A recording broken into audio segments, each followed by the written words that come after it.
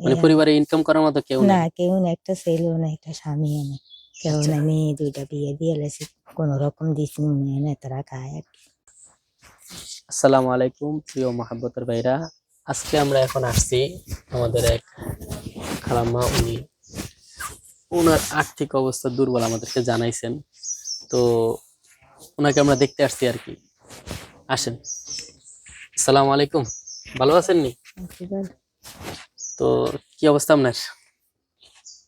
ভালো তো ভালো নেই, খুব কষ্ট হইতেছে। দুইটা একটু মেয়ে, জোরে বলেন। দুইটা মেয়ে, একটা ছেলেও নাই আমার। আচ্ছা আচ্ছা, বুঝলেন?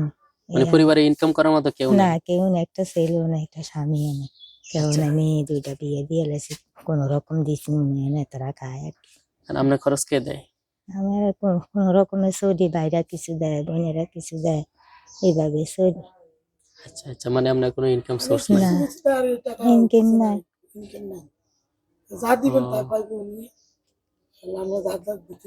এই আর কি, কষ্টেতে আছি। দেওয়ার মালিক হইলো আল্লাহ। হ্যাঁ হ্যাঁ, আল্লাহ হইলো মূলত দেওয়ার মালিক।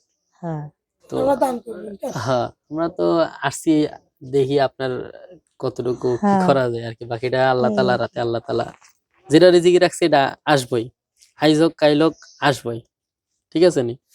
রিজিকে যেটা আছে এটা আসবই। হুম।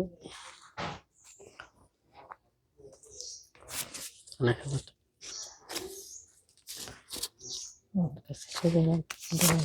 ঠিক আছে নি?